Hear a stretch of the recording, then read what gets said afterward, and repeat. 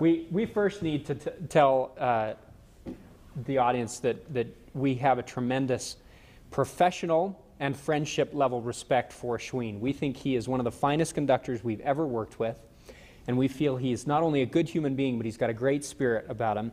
And I think that this suite has a lot to do with his direction, his passion, and his ability to carve out what this piece really needed to be. His musicality and his experience in musicianship really contributed to this project, and his friendship means a lot to me and Marshall too. So. Because so much of the music is programmatic and emotional and through composed, we needed someone that could just take it and almost bring it to life. Yeah, and absolutely. A real technical conductor or maybe a free-spirited conductor would find us on opposite polar ends of the spectrum. We've just got the perfect match. Yeah, we do. Thank you so much. We thank you for what you've done with it.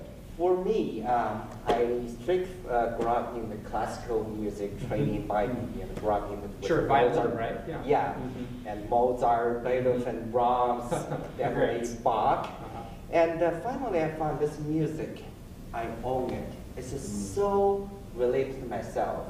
When I opened the score, the first melody played on just by Native American flute. And when I started singing,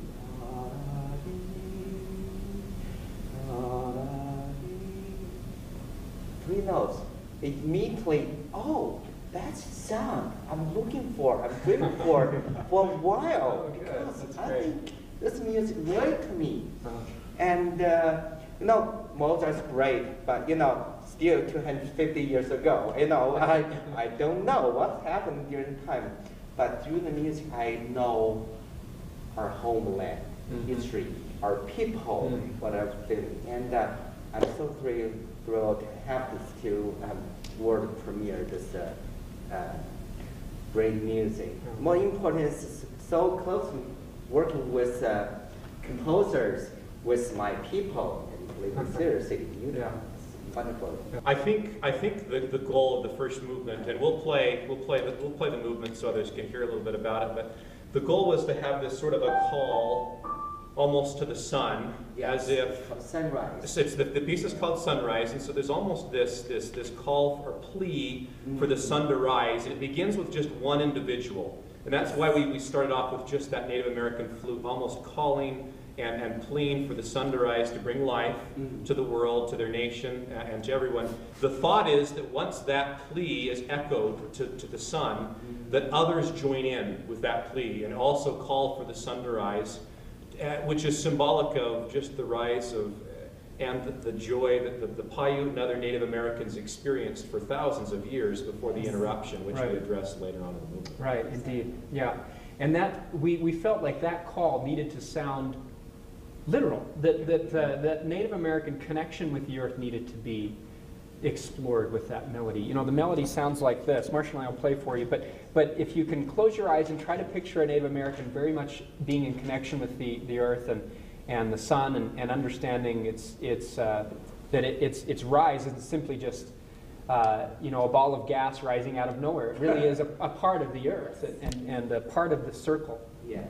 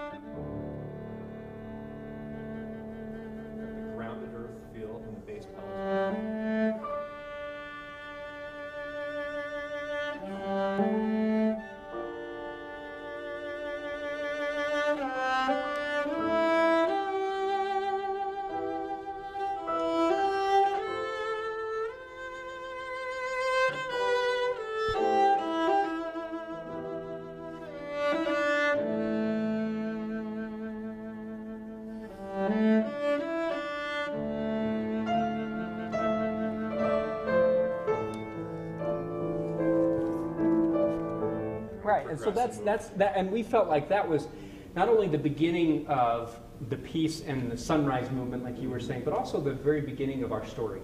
Yes.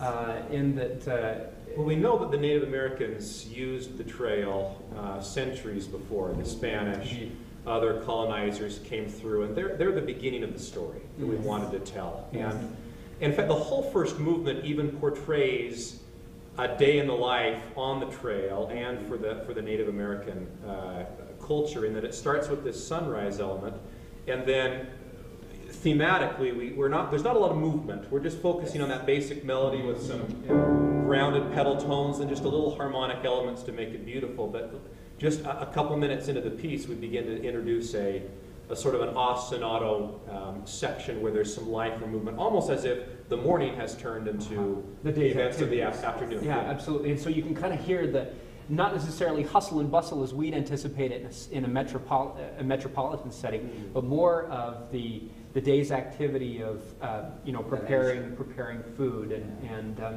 and you can kind of, Marcia, you can kind of show them what the ostinato sounds like there. So that's the basic. Then we bring some harmony.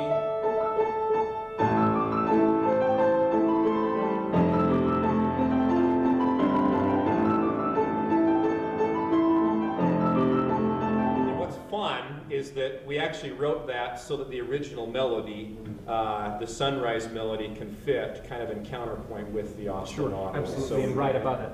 We can have the cello. In fact, Steve, why don't you play the cello, the melody, the da-da-da, start on the E and onto the ostinato.